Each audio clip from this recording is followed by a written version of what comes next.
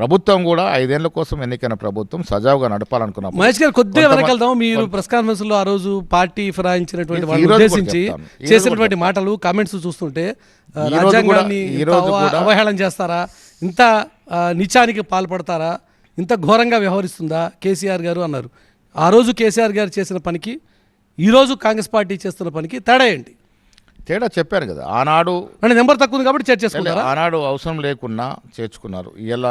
ఇవాళ మీ బెదిరింపులు, మీ బడాయింపులు ద్వారా ఎమ్మెల్యే స్వయంగా వచ్చి చేరతానన్నప్పుడు వాస్తవం కూడా ఇవాళ ప్రభుత్వం నడవాలి, సజావుగా నడవాలి. ఆ బెదిరింపులు బీజేపీ పరిస్థితి తెలుసు మనకి. బీజేపీ కేంద్రంలో ఏ రకంగా చేసింది, మహారాష్ట్రలో ఏ రకంగా చేసింది, కర్ణాటకలో ఏ రకంగా చేసింది, రాజస్థాన్లో ఏ రకంగా చేసింది, ఏ రకంగా ప్రభుత్వాలు దించింది చూస్తున్నాము. కాబట్టి పక్క పార్టీల నుంచి రాజీనామాలు చేయించకుండా ఫిరాయింపుల్ని ప్రోత్సహించి చేర్చుకోవడం అనేటువంటి వ్యవహారం ఏ రకంగా సమర్థనీయం అన్నది నా ప్రశ్న. కృష్ణ గారు, రాజకీయాల్లో అవసరాన్ని బట్టి కొన్ని ఒడిదొడుకు కొన్ని మాటలు మారుతుంటాయి. ఉంటాయి డెఫినెట్గా. ఇవాళ సమకాల రాజకీయాల్లో మనం ఎంత నీతి నిజాయితీగా పాలన చేయాలన్నా ఎదుటివాడు మన మీద దాడి చేస్తూ అనవసరమైనటువంటి దాడి చేస్తున్నప్పుడు కొంత వెసులుబాటు తీసుకోవాల్సిన పరిస్థితి వస్తుంది. ఆ రకంగా ఇదే పని నిబంధనలకు విరుద్ధంగా కాకుండా నిబంధనల ప్రకారం రాజ్యాంగానికి లోబడి పార్టీ ఫిరాయింపులు అనేటువంటి అపప్రద రాకుండా రాజీనామాలు చేయించి ఎందుకు చేర్చుకోకూడదు? మీకు నిజంగా అంత బలమే ఉండి అధికారంలో మీ చేతిలో ఉండి నెక్స్ట్ 5 years మీ చేతిలోనే ఉంది అనేటువంటి కాన్ఫిడెన్స్ ఉన్నప్పుడు అలాంటి పరిస్థితి వచ్చినప్పుడు ఆ దశ కూడా ఆలోచిస్తాము.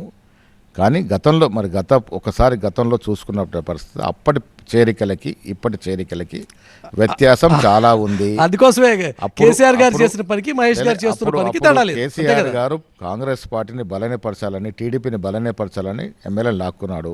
ఇవాళ ప్రజాస్వామ్యబద్ధంగా ఎన్నికైన ప్రభుత్వం బలపడాలని మేము లాక్కున్నాం, నడపాలి. కాబట్టి ప్రజలు 5 ఏళ్ల కోసం మాకు అధికారం ఇస్తే మీరు 5 నెలల లోపల ప్రభుత్వాన్ని పడేస్తానంటే, మహేష్ గారు ఆ ఎమ్మెల్యేలు వచ్చి మాకు మద్దతునిస్తానంటే మేము తీసుకోక తప్పని పరిస్థితి. మహేష్ గారు, కేసీఆర్ గారు ఆ రోజు కాంగ్రెస్ పార్టీని బలహీనపరచాలని చేర్చుకున్నారు. ఈరోజు మీరు బలపడాలని ప్రత్యర్థులు చేసుకుంటారు. ప్రభుత్వం నడవాలి కదా. ప్రజాస్వామ్యబద్ధంగా ఎన్నికైన ప్రభుత్వాన్ని కూల్చేస్తానంటే కొంత వెసులుబాటు తీసుకొని ప్రభుత్వం నడవాలి. కాబట్టి వారు వస్తే వారి మద్దతు తీసుకున్నాము. ఇది వాస్తవం. ఈ రకంగా నిబంధనలకు విరుద్ధంగా పనిచేశారనే కేసీఆర్ గారిని పక్కన పెట్టి కాంగ్రెస్ పార్టీకి అవకాశం ఇచ్చారు. మీరు అదే పని చేస్తారు. కాంగ్రెస్ పార్టీకి అన్నాడు అవకాశం ఎందుకు ఇచ్చినారు? 10 ఏళ్ల విధ్వంస పాలన ఏ రకంగా జరిగిందో మనం చూసాం. ఏ రకంగా ప్రభుత్వ ఆస్తులు ధ్వంసమయ్యాయో మనం చూసాం. ఏ రకంగా దోపిడీ జరిగిందో మనం చూసాం. నాకు తెలిసి దేశ చరిత్రలో అత్యంత తక్కువ సమయంలో అత్యంత ఎక్కువ దోపిడీకి పాల్పడిన రాజకీయ కుటుంబం ఏదైనా ఉందంటే కేసీఆర్ కుటుంబం. ఏ రకంగా దోపిడీ ఎంత పెద్ద స్థాయిలో దోపిడీ జరిగిందో చూసాం.